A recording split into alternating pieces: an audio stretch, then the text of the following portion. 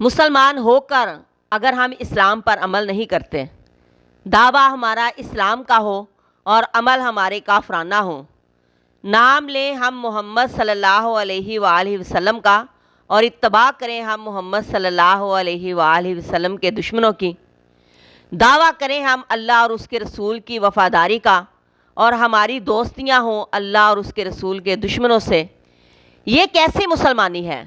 ہم مسلمان گرانوں میں رہتے ہوئے بھی اسلام سے دور ہیں۔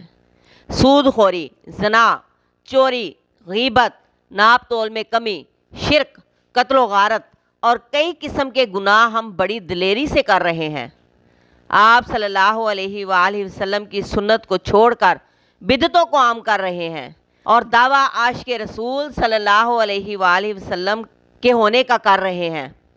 جب ہم یہ جان جائیں گے ہم ہیں کون، ہمیں کرنا کیا تھا اور ہم کر کیا رہے ہیں، تو ہم اپنی اصلاح بھی کر لیں گے۔